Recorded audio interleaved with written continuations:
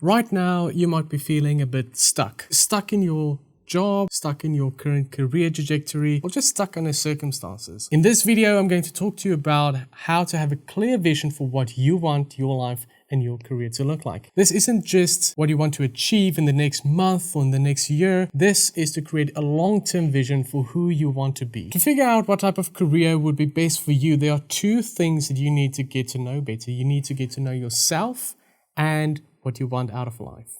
Easy, right? Well, there are two things that you need to keep in mind while going through this process, and it is a process. The first is to find your voice and to not ignore it. I know, it sounds a bit cliche, but your voice sometimes gets muddled up by expectations from parents, from colleagues, from your friends, and it's really important that you find something that's really true to you, that really speaks to you, because at the end of the day, work is where we spend most of our life, and you don't want to end up doing something that you regret or something that you feel trapped in. The second thing to keep in mind is that your career vision will always be changing. It is good to revisit this process every now and then, and it's healthy, in fact. Now, let's get down to it. Understanding who you are means knowing your personality quirks. And yes, there are many theories out there on how the personality operates. The Big Five personality system is the one that's been the most researched, and it's the one that I'm basing this off of. Just to give you a few ideas, introverts shouldn't find themselves in an extroverted job. That just makes sense.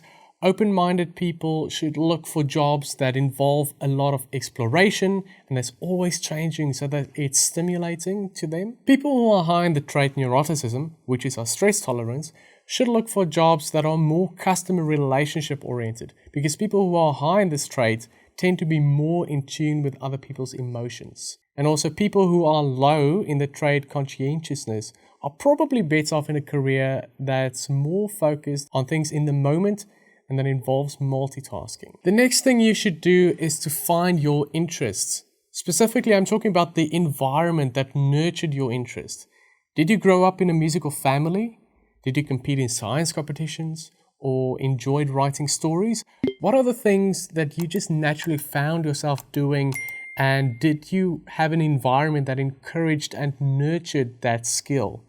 Because those are the types of things that you should be going after. Now that you've gone through your hobbies and the interests that you naturally gravitated towards, now it's time to research possible careers. Assess the benefits and the risks of that career. Go and search online, talk to people who are already in that career, and see if you can get some hands-on experience, because there is no substitute for doing the real thing. So while you're looking for possible careers, there are 4 things that your career should do. 1, it should motivate you. It should be something that gets you out of the bed and out of the house excited to go to work.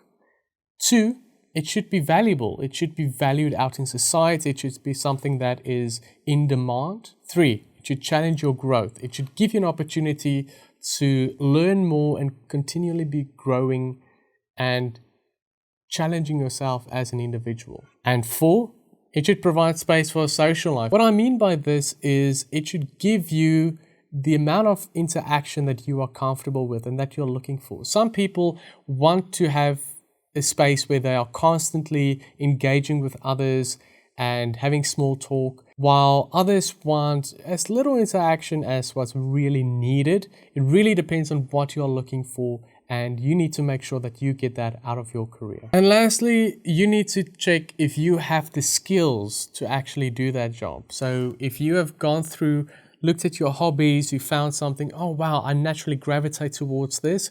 You've looked at if it was a career that's suitable to you and your personality. Now it's time to check, do I actually have the required skills? And if you don't, what do I need to do to go and get those skills? To help you with this process, I've created an exercise, link in the description below, and you can follow along. There are just a few questions just to kind of help you along the way to getting started and getting to know yourself and what you really want out of your career. These questions might seem a little bit cliche, but it's really about opening yourself up and starting to see and imagine what is possible, what can happen. Now, if you go through this exercise and you work through all the questions and then you go back and you work through everything that I went through in this video, then you'll be well on your way on discovering the right career for you. Now that you've started on the journey of discovering your ideal career, the next step is to know what are the things that you shouldn't be doing. So join me on my next video where I go over the top 5 things that you either shouldn't do or should stop doing in your job searching journey. See you in the next one.